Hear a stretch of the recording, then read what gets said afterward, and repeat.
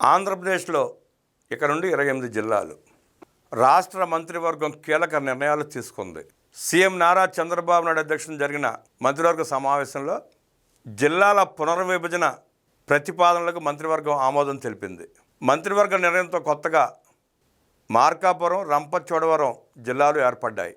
అన్నమయ్య జిల్లా స్వరూపం మారనుంది.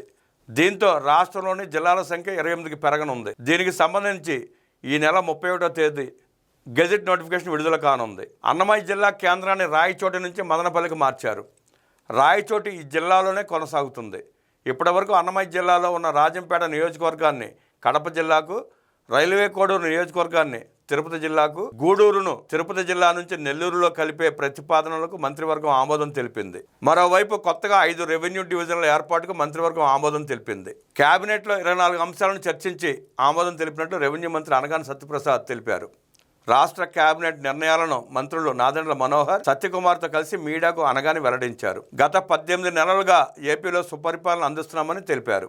వైసీపీ హయాంలో జారీ చేసిన జీవోలు ప్రజలకు ఓపెన్ డొమైన్లో అందుబాటులో ఉండేవి కావని, ఇప్పుడు తమ ప్రభుత్వంలో పారదర్శక పాలన అమలు చేస్తున్నామని పేర్కొన్నారు. సాంఘిక సంక్షేమ శాఖలో రుణాలు తీసుకున్న వారికి ఉపశమనం కల్పించామన్నారు. 41 కోట్ల రూపాయల రుణాలపై వడ్డీ మాఫీకి కేబినెట్ ఆమోదం తెలిపిందన్నారు. అలాగే స్మార్ట్ మీటర్లను ముందుగా ప్రభుత్వ కార్యాలయాల్లో ఏర్పాటు చేయాలని నిర్ణయం తీసుకున్నట్లు పేర్కొన్నారు. గత ప్రభుత్వం సరైన కసరత్తు లేకుండా జిల్లాల విభజన చేసిందని, గతంలో పారదర్శకంగా చేస్తుంటే ఈ సమస్యలు వచ్చేవి కావని మంత్రులు నాదెండ్ల, సత్యకుమార్ వ్యాఖ్యానించారు. గ్రేటర్ విజయవాడ, గ్రేటర్ తిరుపతి ప్రతిపాదనలు ఉన్నాయి. ఈ 2 నగరాలను గ్రేటర్ సిటీలుగా అభివృద్ధి చేస్తామని సీఎం చెప్పారు. రాజముద్రతో 21.8 లక్షల పాస్బుక్లను పంపిణీ చేస్తున్నాం. జనవరి 9లోగా వీటి పంపిణీ పూర్తి చేస్తాం. తప్పులు సరిచేశాకే పాస్బుక్లు ఇవ్వాలని ఆదేశించాం. పాస్బుక్ పై గత పాలకుల ఫోటోలు తొలగించాం. జిల్లాల పునర్వ్యవస్థీకరణపై ఈ సమావేశంలో కీలక చర్చ జరిగిందని మంత్రి అనగాని సత్యప్రసాద్ తెలిపారు. ప్రజల నుంచి వచ్చిన స్పందన, అభిప్రాయాలను పరిగణలోకి తీసుకునే ఈ మార్పులు చేపట్టినట్లు వివరించారు. 9 జిల్లాల్లో మాత్రం ఎలాంటి మార్పులు చేయలేదని, 17 జిల్లాల్లో కొన్ని మార్పులు చేసినట్లు వెల్లడించారు. కొత్తగా మార్కాపురం, పోలవరం జిల్లాలు ఏర్పాటు చేస్తున్నామన్నారు. పోలవరం జిల్లాను రంపచోడవరం కేంద్రంగా ఏర్పాటు చేస్తున్నట్లు ప్రకటించారు. 17 జిల్లాల్లో మొత్తం 25 మార్పులు చేసినట్లు తెలిపారు. రంపచోడవరం ప్రాంతంలో గిరిజనుల అభివృద్ధి కుంటుపడకుండా ఉండేందుకు ఒకే పార్లమెంటు పరిధిలో 3 జిల్లాలు ఉన్నా కూడా ఈ జిల్లా ఏర్పాటు చేశామని వివరించారు. పోలవరం పరిసర ప్రాంతాలను అభివృద్ధి చేస్తామని సీఎం చంద్రబాబు చెప్పారు. రాయచోటిని మరింత అభివృద్ధి చేసేందుకు సీఎం హామీ ఇచ్చారు.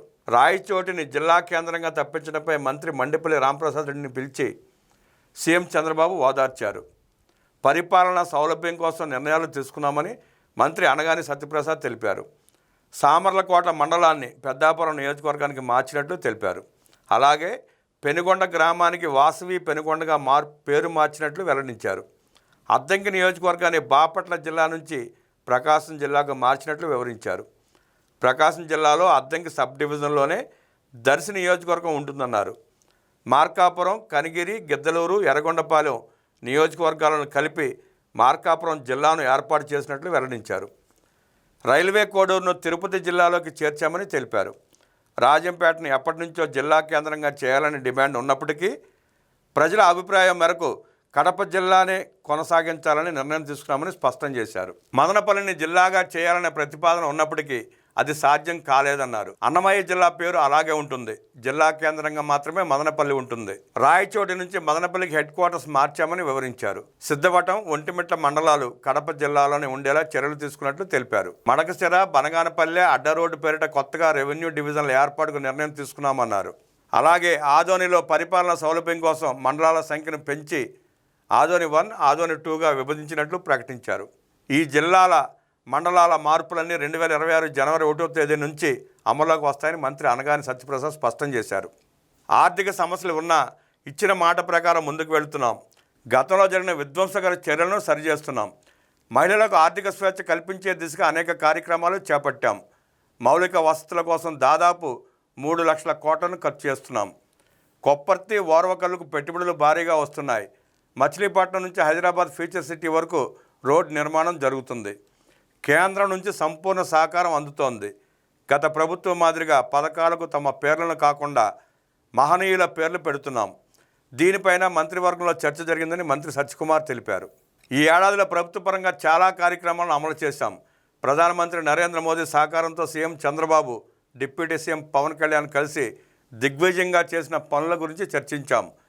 గతంలో ఎన్నడూ లేని విధంగా ఇప్పటి వరకు 50,000 కోట్ల వరకు ఎన్టీఆర్ భరోసా పేరిట పెన్షన్లు అందించాం. సచివాలయాల విషయంలోనూ చాలా మార్పులు చేశాం.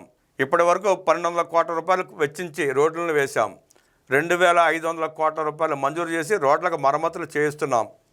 డిప్యూటీ సీఎం పవన్ కళ్యాణ్ ప్రతి గ్రామంలో పల్లె పండుగ కార్యక్రమం తీసుకొచ్చారు. సీఎం చంద్రబాబు నాయకత్వంలో విశాఖకు పెద్ద ఎత్తున పెట్టుబడులు తీసుకొచ్చాం. ఐటీ సేవలను మరింత విస్తృతం చేసి అభివృద్ధి చేసేందుకు ప్రయత్నాలను ముమ్మరం చేశాం. పోలీస్ శాఖను బలోపేతం చేశాం. గ్రామ వార్డు సచివాలయాలను స్వర్ణ వార్డుగా మారుస్తామని మంత్రి మనోహర్ తెలిపారు.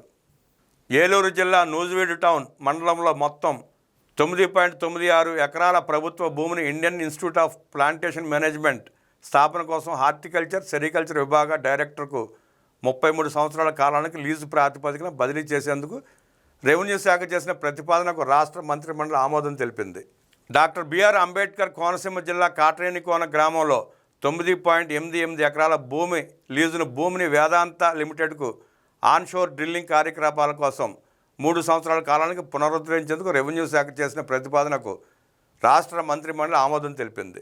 తిరుపతి జిల్లా దామినేడు గ్రామంలో మొత్తం 28.37 ఎకరాల ప్రభుత్వ భూమిని స్పోర్ట్స్ సిటీ స్థాపన కోసం శాప్కు ఉచితంగా బదిలీ చేసేందుకు రాష్ట్ర మంత్రిమండలి ఆమోదం తెలిపింది. ఆంధ్రప్రదేశ్ రాజధాని ప్రాంతంలో అమరావతిలో వివిధ మౌలిక సదుపాయాల ప్రాజెక్టుల అమలు కోసం NIDA స్కీమ్ కింద national bank for agriculture and rural development నుండి 7,387.70 కోట్ల రూపాయల రుణం పొందేందుకు APCRDA కమిషనర్కు మంత్రిమండలి అనుమతి ఇచ్చింది. వరల్డ్ బ్యాంక్ ADB ఫైనాన్స్తో Amaravati capital city development programme కింద survey, investigation, design, construction, testing, Undavalli వద్ద ఫ్లడ్ పంపింగ్ స్టేషన్ 2 కమిషనింగ్, 15 సంవత్సరాల ఆపరేషన్ మెయింటెనెన్స్లతో లంప్సమ్ కాంట్రాక్ట్ ప్రాతిపదికన L1 బిడ్ను ఆమోదించేందుకు ADCL చైర్పర్సన్ అండ్ MDకి అధికారం ఇచ్చేందుకు రాష్ట్ర మంత్రిమండలి ఆమోదం తెలిపింది. అమరావతి క్యాపిటల్ సిటీలో ల్యాండ్ పూలింగ్ స్కీమ్ల లేఅవుట్లలో ట్రంక్ ఇన్ఫ్రాస్ట్రక్చర్తో అనుబంధంగా జోన్ 8 ఏరియాలోని కృష్ణయ్యపాలెం, వెంకటపాలెం, పెనుమాక, ఉండవల్లి గ్రామాల్లో ప్రక్కనే ఉన్న జోన్లలోని పెనుమాక లేఅవుట్లో రోడ్లు, drains, water supply, sewerage, power, ICT కోసం utility ducts, reuse water line, STP avenue plantation నిర్మాణానికి L1 బిడ్ను ఆమోదించేందుకు ADCL చైర్పర్సన్ అండ్ MDకి అధికారం ఇస్తూ మంత్రిమండలి నిర్ణయం తీసుకుంది. తిరుపతి జిల్లా సెట్టిపల్లి ల్యాండ్ పూలింగ్ స్కీమ్ కింద తిరుపతి అర్బన్ డెవలప్మెంట్ అథారిటీ అమలు చేసిన అన్ని కన్వీనియన్స్ డీడ్స్కు సంబంధించి లబ్ధిదారులకు, కేటాయింపుదారులకు స్టాంప్ డ్యూటీ, రిజిస్ట్రేషన్ ఫీజు మినహాయించే ప్రతిపాదనకు రాష్ట్ర మంత్రిమండలి ఆమోదం తెలిపింది. సెట్టిపల్లి గ్రామంలో దశాబ్దాలుగా టైటిల్ లేకుండా ప్రైవేటు ఆక్రమణలో ఉన్న పెద్ద భూములను క్రమబద్ధీకరించేందుకు ఈ ల్యాండ్ పూలింగ్ స్కీమ్ ప్రవేశపెట్టారు. CRDA ప్రాంతంలో వివిధ సంస్థలకు భూమి కేటాయింపులకు సంబంధించి మంత్రుల బృందం సిఫార్సులకు రాష్ట్ర మంత్రిమండలి ఆమోదం తెలిపింది. మంగళగిరి, తాడేపల్లి మున్సిపల్ కార్పొరేషన్లో వికేంద్రీకృత అండర్గ్రౌండ్ డ్రైనేజీ, మురుగునీటి శుద్ధి కేంద్రం నిర్మాణానికి 1,673.51 కోట్ల రూపాయలతో పురపాలక పట్టణాభివృద్ధి శాఖ చేసిన ప్రతిపాదనకు రాష్ట్ర మంత్రిమండలి ఆమోదం తెలిపింది. ఆంధ్రప్రదేశ్ హైకోర్టు జారీ చేసిన ఆదేశాల మేరకు K. సురేష్ కుమార్ను అసిస్టెంట్ కన్జర్వేటర్ ఆఫ్ ఫారెస్ట్గా నియమించేందుకు ఆ క్యాడర్లో సూపర్ న్యూమరీ పోస్టును సృష్టించేందుకు మంత్రిమండలి ఆమోదం తెలిపింది. షెడ్యూల్డ్ కులాలకు చెందిన 11,479 మంది లబ్ధిదారుల ప్రయోజనం కోసం NSFDC, NSKFDC నుంచి తీసుకున్న రుణాలపై 41.61 కోట్ల మేర వడ్డీ మాఫీకి మంత్రిమండలి ఆమోదం తెలిపింది. 2025-26 సంవత్సరానికి విద్యుత్ రంగంలో పనితీరుకు అనుసంధానించిన GSDPలో 0.50% వరకు అదనపు రుణాన్ని పొందేందుకు ప్రీపెయిడ్ స్మార్ట్ మీటర్లను అన్ని ప్రభుత్వ శాఖలు అమలు చేసే ప్రతిపాదనకు రాష్ట్ర మంత్రిమండలి ఆమోదం తెలిపింది. తిరుపతి జిల్లా దొరవారి సత్రం, తడ మండలాల్లో కాళింగ నది ఎడమ ఒడ్డున ఉన్న ఫ్లడ్ బ్యాంక్ అభివృద్ధి పనుల్లో ప్యాకేజీ 1 కింద ఉన్న పనుల ప్రీ క్లోజర్కు రాష్ట్ర మంత్రిమండలి ఆమోదం తెలిపింది.